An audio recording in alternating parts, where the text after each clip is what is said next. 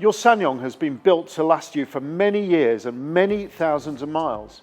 But as with any car, there are a number of things that you need to do to ensure that you get all of those years and miles of reliable motoring. Underneath the bonnet can be an unknown world to people, but there's no need to be scared of it. And there are just a few places that you need to concentrate on so that you know that your SsangYong is not going to let you down and you won't be caught at the side of the road. The first thing that you need to know is how to open the bonnet. And also, you must check to make sure that the vehicle is not in gear, it's not running, and the park brake is on. In this Rexton, it's down on the driver's side footwell. Right here.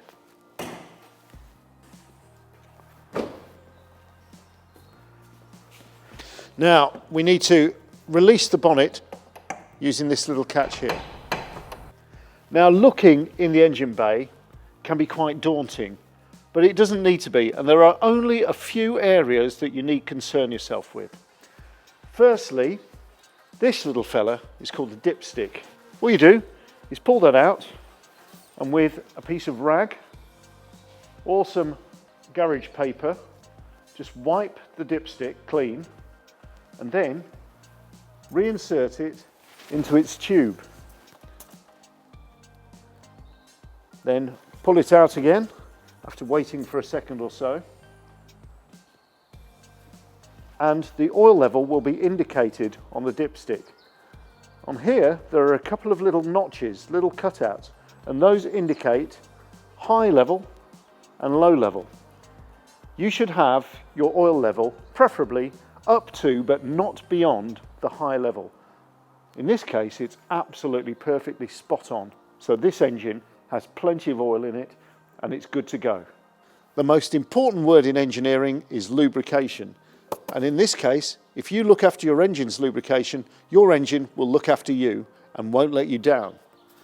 If the oil level's low, you need to find out what the correct specification oil is for the particular car that you're driving, and you'll find that in the owner's handbook. To get access to the oil, what you need to do is undo the filler cap, which is normally situated within the top of the engine. It looks like this. It just unscrews and comes out. And then you carefully replenish the oil up to the correct oil level. Once you've replenished a bit of oil, screw the cap back on to make sure that you've done it, because again, you don't want oil spraying out of here, and recheck the oil level. Another area that you'll regularly need to access is the screen wash. It's important to keep these topped up for many reasons. One, obviously, to help keep your screen clear when the weather's inclement and there's lots of road spray coming onto your windscreen. But also, it's an MOT requirement that the screen wash is full. If it's empty, it's a fail, and that's a silly thing to fail an MOT on. It's quite simple. Get your screen wash. I've got it in a can here, but you can get it in a little bottle, pre-mixed, and just top it up. There we are. That's full. Pop the cap back down, and that's the job done. But it's important to remember to use correct screen wash, because screen wash itself is good to go below freezing point. Now, quite often you're going to be using your screen washers in sub-zero temperatures, and if that's the case, you don't want to just try and scoop water through onto your screen, which will instantly freeze and then of course obscure your vision.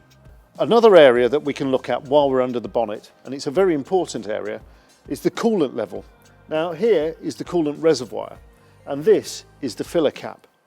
Under no circumstances should you remove that filler cap when the engine is hot, because otherwise coolant can spray out of there, or steam can spray out of there and burn you horribly. Here we can see that the coolant level is up to just about this level, this ridge here, which is perfectly acceptable. If it drops below the low level, then it needs replenishment with the correct coolant. Again, read the user manual to find out what the correct coolant is for your particular car. And again, do not do that operation unless the engine is cool.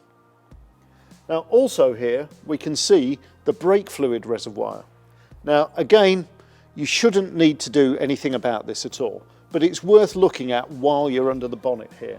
Now we can see that the fluid level is up to the maximum line, which is marked on the reservoir here.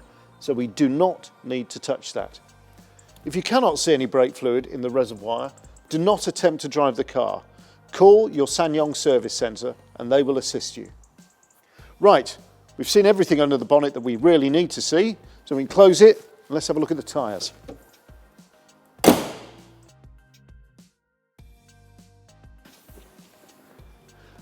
Now, our tyres are the most important link between the car and the road surface. It's the only thing of the whole car that's in contact with the road, so they need to be in absolutely tip-top condition. You need to inspect all areas of the tyre that you can see. So, first of all, we've got the tread, which runs around the top of the tyre and to the edges here. Now, the minimum legal tread depth is 1.6 millimetres. However, that's very low indeed. I would suggest that your tyre tread depth should be no less than 3 millimetres, which is, roughly speaking, about the ridge area, the gold area on a £1 coin. Just drop it in there like that, just to make sure that you've got plenty of tread left. So what should exactly we be looking for on a worn tyre? Well, we need a worn tyre. Here's one I sourced earlier. Now, this tyre is actually worn in the centre quite badly, and there are little tyre wear indicator bars that are located within the tread on each tyre. Here you can see that they are flush with the upper part of the tread on the tyre, indicating that this tyre is absolutely out of action. There are other areas of wear to look at as well, such as uneven wear. Now, this tyre has worn on this shoulder more than it has on this one, which would indicate that there may be problems with the steering or suspension on the car that this came from. There are more areas of wear that we need to look at, and here we have a split where the tyre has actually rubbed against something and split the actual carcass of the tyre. This could blow out at any time, and that could happen at speed, which could cause a catastrophic accident. This tyre, therefore, is for the bin. This tyre, however, is good to go for another good few thousand miles. Well, thanks for watching, and if you want to see more useful videos, just follow the links.